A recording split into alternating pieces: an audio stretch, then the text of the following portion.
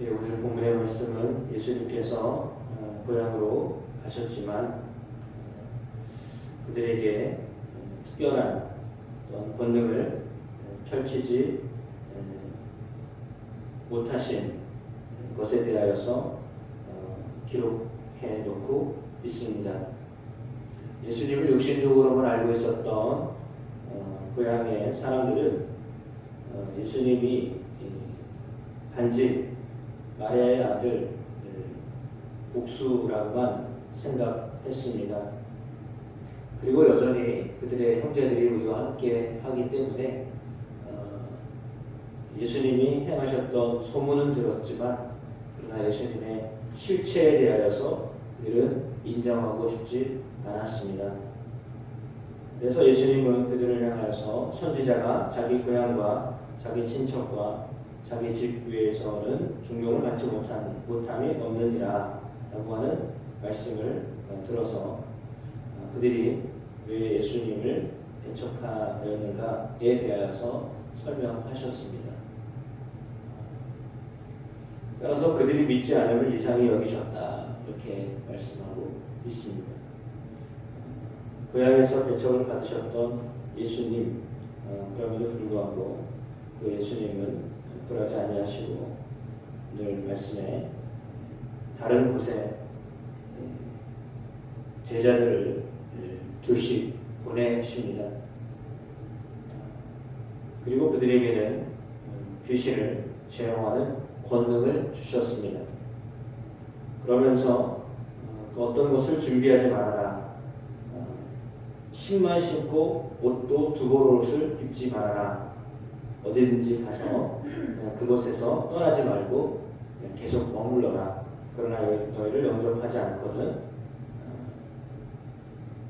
그곳에서 나와라 라고 까지 얘기하셨습니다. 그래서 제자들이 다른 마을에 가지만 환영을 받는 데도 있고 환영을 받지 못하는 곳도 있다라고 하는 것을 미리 말씀하셨습니다.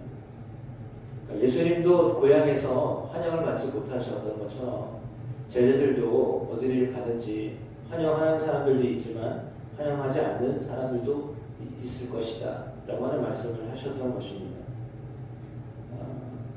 그러나 그들은 나가서 회개하라 전파하면서 많은 귀신을 쫓아내고 또한 많은 병자에게 기름을 발라 고쳤다 이렇게 마가는 기록하고 있습니다.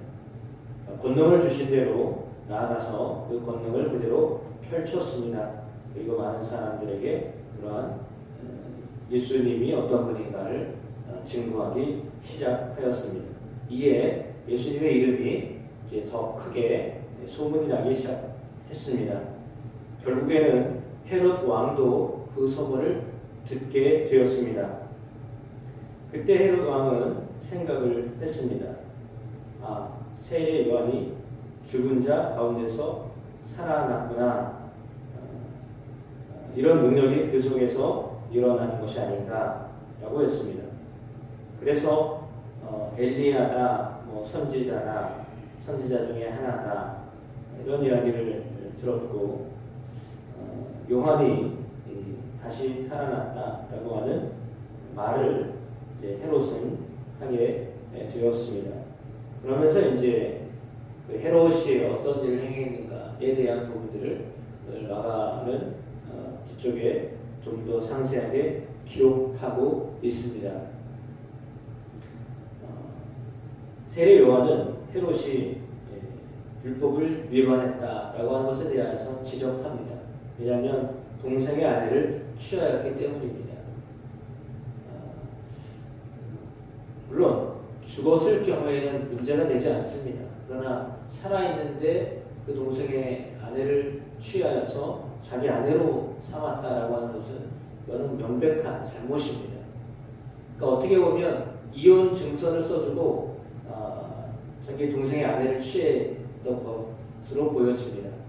그러니까 당시에도 이혼 증서를 써주면 문제가 되지 않았기 때문에 본인도 크게 문제되지 않는다라고 생각하여서 동생의 아내이지만 이혼 증서를 이렇게 어떻게든지 발급하고 자기 아내로 삼았던 것으로 보여집니다.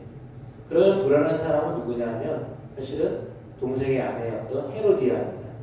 헤로디아는 자기를 이렇게 취했던 헤롯이 자기를 버리고 또 다른 사람을 취할 수 있다는 것을 너무 잘 알고 있었습니다. 그러니까 이게 여자에 대한 욕심이 있었던 헤롯에게 이제 마음을 굳혀야 되는데 그 일에 대해서 방해가 되었던 사람이 세례 요한이에요. 그러니까 세례 요한만 잠잠하면 이런 문제가 더 불거지지 않을 텐데 세례 요한이 그냥 계속해서 이 문제에 대해서 이제 지적을 하니까 그렇다면 이 세례 요한을 그냥 죽여야 되겠다라고 하는 그런 악한 마음을 품었던 것으로 보여집니다. 헤롯은 사실은 세례 요한을 두려워했습니다. 아무리 이렇게 바른 말을 했기 때문에 바른 말 하는 사람을 죽인다는 것은 사실 두려운 일입니다. 불안한 거죠. 자기가 발이 저리는 거죠. 도둑이 제 발로 된다고 잘못한 것을 뻔히 아는데 그 잘못했다라고 말하는 사람을 함부로 대할 수가 없거든요. 왜냐하면 백성들이 다 알고 있기 때문에 그런 것입니다. 권력 때문에 쉬쉬하고 이랬던 상황이지만 그럼에도 불구하고 이 세례요한을 어떻게 하면 죽일까라고 하는 마음을 헤롯은 가지고는 있었지만 사실상 실천하기는 어려웠습니다. 그 마음의 양심에 걸려서요. 할 수가 없었던 거죠. 그러나 헤로디아의 경우에는요. 자기가 그 자리를 그냥 계속 지켜야 되기 때문에 어떻게든지 헤롯의 마음을 움직여서 세례 요한을 죽이려고 했던 것으로 보여집니다.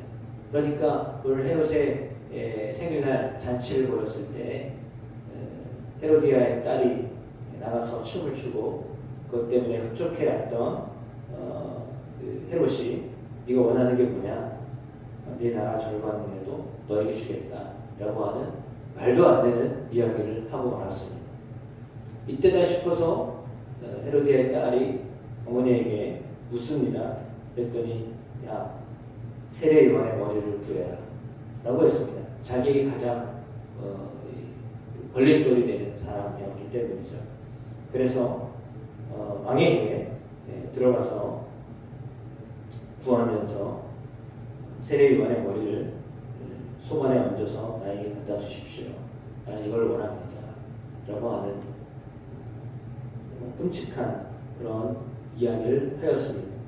그러나 왕이 이야기를 들으면서 근심을 하였지만 자기가 말한 것이 있었기 때문에 할 수 없이 세례 요한을 목을 베어 죽게 하였습니다. 오늘 본문이 그것입니다. 어찌 보면 세례 요한은 어처구니 없이 죽었습니다. 정말 말도 안 되는 그런 정말 어떻게 그 잔칫날 이렇게 좋다고 생각하는 그날 그는 죽임을 당했습니다. 그러니까 정의를 부르짖었기 때문에 죽임을 당한 사람이었습니다. 그는 그렇게 비참하고 허무한 죽음을 당하였습니다. 하지만 그는 끝까지 자기 사명을 잘 감당했던 사람이었습니다. 영적으로 보면 요한의 죽음은 참 말도 안 되는 죽음입니다. 어쩌면 그렇게 죽임을 당하는가.